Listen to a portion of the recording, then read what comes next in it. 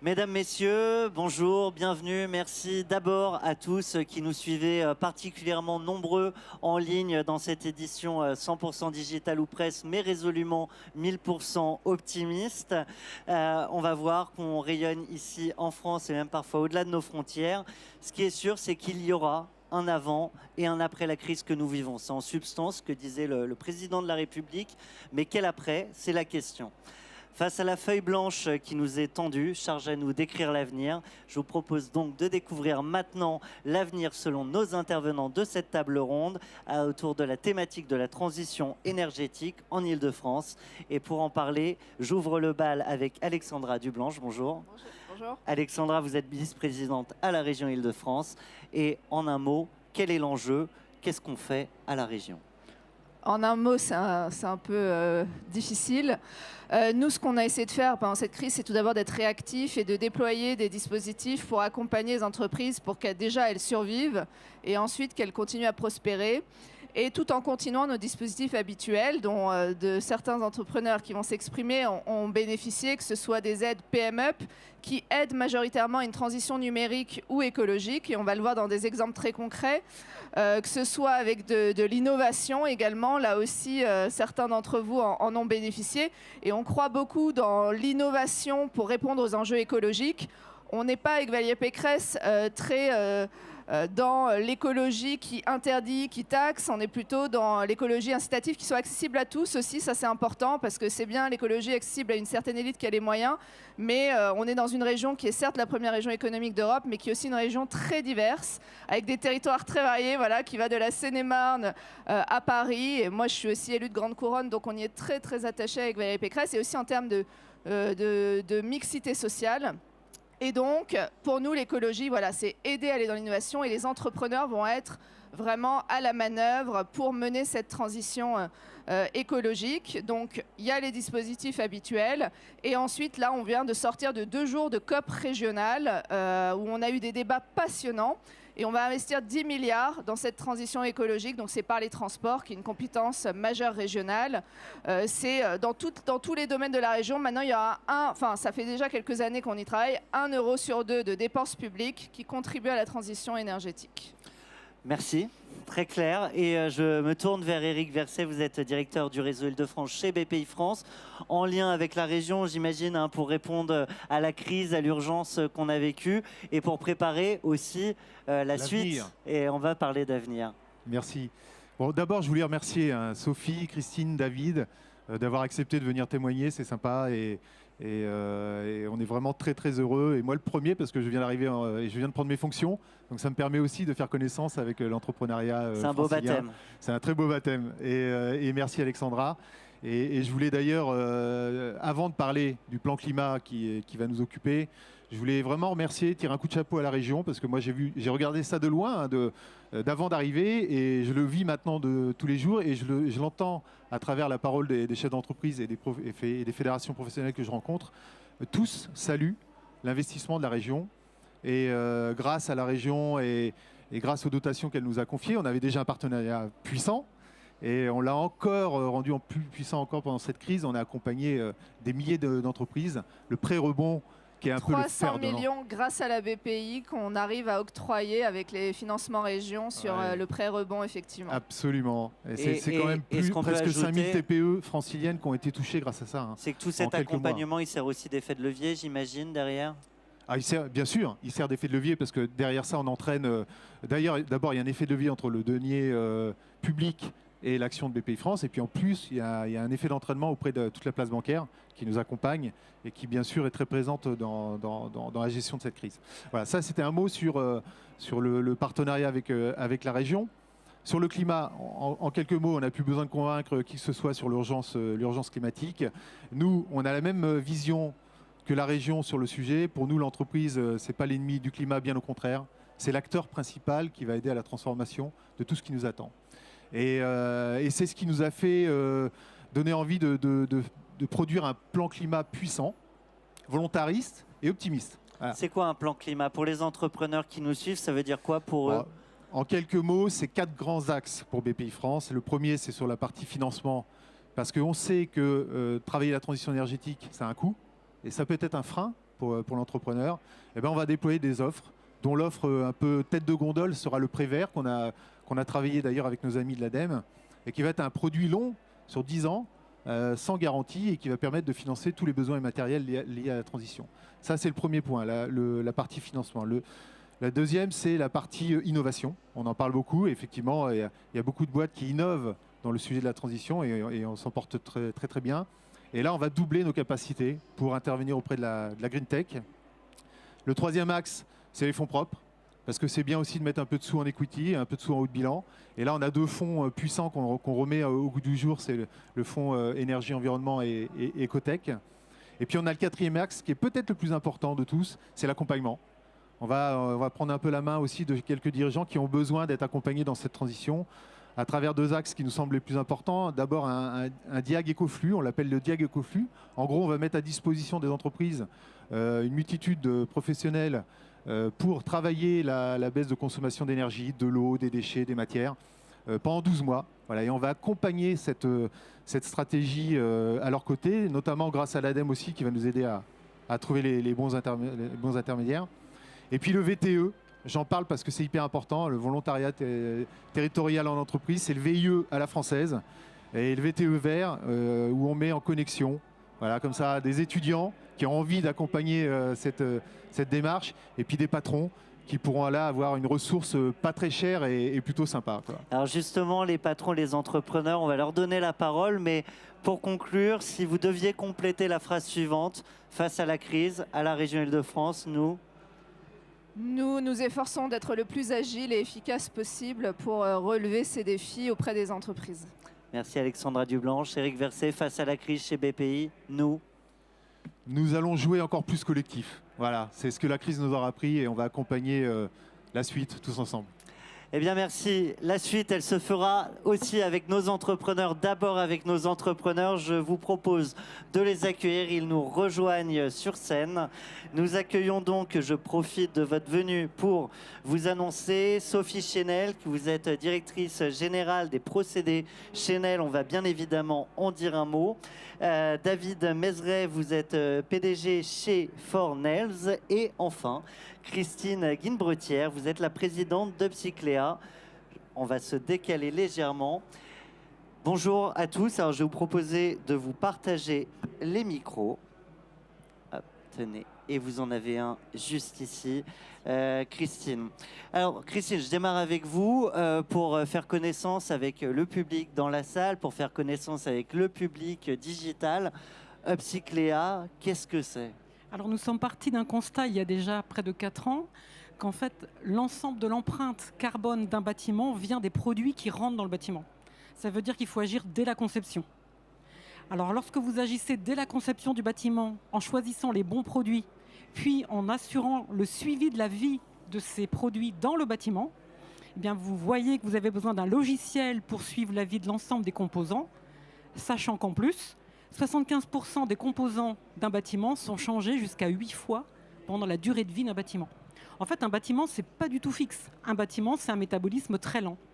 Et donc, évidemment, émerge l'idée d'un logiciel pour suivre l'ensemble. Donc, Upcycléa a inventé MyUpcycléa, le premier logiciel qui permet de concevoir un bâtiment en banque de matériaux et de suivre l'ensemble de la vie des produits de ce bâtiment pendant toute la durée de vie du bâtiment. Donc un gros sujet d'IA, un gros sujet de data. Alors le gros sujet d'IA et de data, j'adore dire, si vous ne savez pas que la moquette que vous avez achetée peut se dépolymériser pour faire un collant neuf en nylon à la fin de sa vie, vous avez perdu l'occasion de faire de l'argent. Donc en fait, on met l'ensemble des critères économiques, environnementaux et écologiques et sanitaires dans une seule base de données. Et donc, on a créé une base de données pour qu'on choisisse les bons produits et un logiciel qui va en plus calculer tous les indicateurs environnementaux au fur et à mesure de la construction ou la rénovation du bâtiment. De ce que j'entends, Upcycléa, ce n'est pas un seul business model. C'est plusieurs business models qui sont liés en fait à l'acteur qui va nous utiliser. Est-ce que c'est le promoteur? Est-ce que c'est la foncière? Voire on a même des modules pour les régions maintenant et pour les collectivités.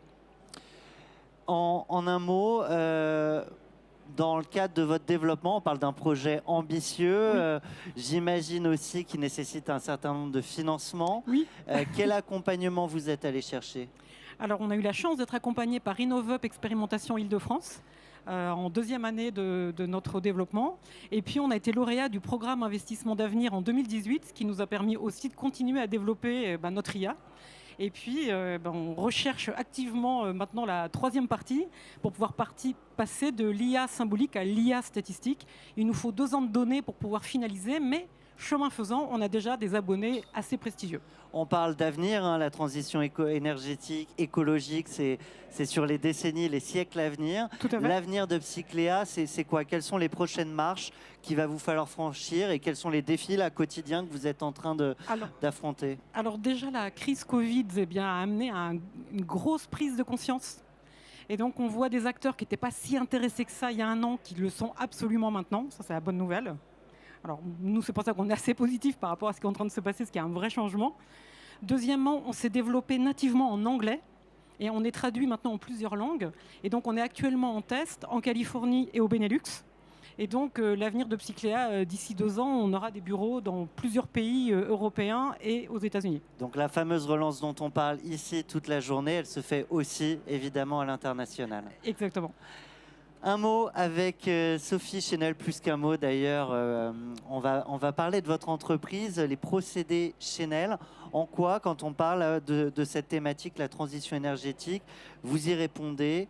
Quel est l'ADN en fait de l'entreprise?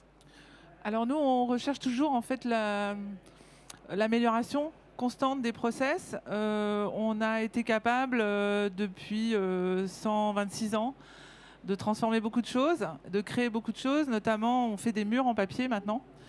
Donc c'est moins lourd et c'est moins volumineux. Donc c'est déjà des gros progrès. Est-ce que ça maintient autant l'énergie ou voire plus peut-être que d'autres matériaux? Alors on est sur un domaine quand même un peu plus futile. Hein. On est sur la décoration, l'événementiel et des produits qui se mettent à l'intérieur. On a un problème chez nous, donc ce qu'on a identifié de nombreuses années, c'est que le composite avec lequel on travaille, on en utilise à peu près 30 tonnes par an. On en met sur le marché pour des utilisations assez courtes. Et ce produit-là n'est pas recyclable. Donc, c'est un composite, fibre de verre, cellulose, polyester. Et du coup, on a fait plein de démarches pour essayer aussi d'améliorer ce point-là. Et on a trouvé, en fait. Bravo, voilà. Déjà. Et alors, j'imagine des sujets comme cela, c'est des défis techniques pour une entreprise comme la vôtre. Ça se finance aussi? Alors, ça s'autofinance longtemps. On cherche beaucoup de choses. On voyage pas mal. On prend des contacts avec des industriels français, notamment. Et puis, un jour, on tombe sur la perle rare, qui est capable de transformer nos déchets en ce qu'on veut, en fait, qui est capable de répondre au cahier des charges. Et pour répondre à votre question sur le financement, effectivement, on a été aidé par la région, donc ça nous a donné aussi une reconnaissance, une grande fierté, mais c'est généralement aussi beaucoup de petits pas internes. Alors, petit pas après petit pas, on peut quand même aller assez loin. C'est quoi les marches, petites, moyennes ou grandes d'ailleurs, là, que vous allez franchir dans les années à venir? Alors, on a déjà intéressé des designers à nos matériaux, enfin à ce nouveau matériau Dropcake. Donc, en fait, pour faire simple, on déchiquette notre produit et on ajoute 40% de déchets plastiques. Du coup, on nettoie aussi un peu la planète en même temps. Et la démarche, c'est de faire connaître ce matériau. On a créé une exposition chez nous avec 20 produits design qui est visitable en ligne. Et la prochaine marche, moi, j'aimerais bien qu'on construise avec. Donc, peut-être aussi faire diagnostiquer ce matériau sous tous les angles pour aussi connaître son impact environnemental. Et puis, voilà, on le trempe dans l'eau, donc on sait qu'il réagit très bien à l'eau. Donc, ça peut dire aussi qu'on peut avoir des utilisations un peu plus durables. Vous avez un produit avec de nombreuses débouchés possibles. Oui. Là, il y a forcément moins de monde que chaque année en présentiel, conditions sanitaires obligent, mais ils sont extrêmement nombreux là, à nous suivre en direct. C'est aussi le moment de passer un appel. Si vous avez identifié des secteurs sur lesquels il y a un débouché pour l'entreprise et pour le produit que vous avez développé, ils vous écoutent. Le secteur que je vise et que je connais un petit peu, c'est le secteur événementiel en fait. C'est-à-dire que on est quand même assez stigmatisé. On est des producteurs de déchets. Les filières de recyclage sont difficiles à mettre en œuvre en raison toujours de ce fameux temps. Le temps. On n'a pas le temps. On n'a pas le temps de trier, on n'a pas le temps de faire les choses. Et du coup, c'est vrai qu'avec ce matériau, voilà, ou d'autres, et on peut ensemble, avec ce genre de process, avancer beaucoup et renforcer cette filière puisqu'elle elle est à chaque fois malmenée, à chaque crise. Donc ce genre de produit qui respecte l'environnement, c'est juste une petite pierre, il peut y en avoir d'autres. Vous l'avez dit, hein, Sophie, le temps est une ressource rare. Le temps nous est même compté. Donc, on aurait pu rester des heures à découvrir vos entreprises. Mais nous avons aussi envie de découvrir l'entreprise de David Mézeray. Alors, Fornels, c'est quoi l'ADN? Ça répond à quel enjeu aujourd'hui? Alors, Fornels, c'est une PME qui date de 1972, là où elle est basée en Seine-et-Marne. On fabrique des produits à base de plastique depuis très longtemps et on fabrique maintenant des produits à base de plastique recyclé et recyclable que nous recyclons nous-mêmes. C'est-à-dire que nous vendons ces produits à nos clients, nous les récupérons en fin de vie chez nos clients, nous les recyclons chez nous et nous les revendons à nos produits. Ce sont des produits, notamment les clôtures de chantier que vous voyez en Paris et en région parisienne.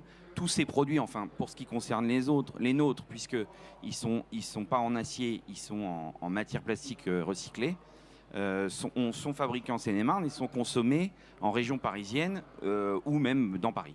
On connaissait les filières de recyclage, vous avez créé votre propre filière de recyclage interne. Alors, il y a certains produits que nous recyclons nous-mêmes et d'autres produits que nous recyclons en circuit court, c'est-à-dire dans le Val d'Oise ou à Troyes, ou un petit peu plus loin à Noyelles-Godault avec l'entreprise Suez.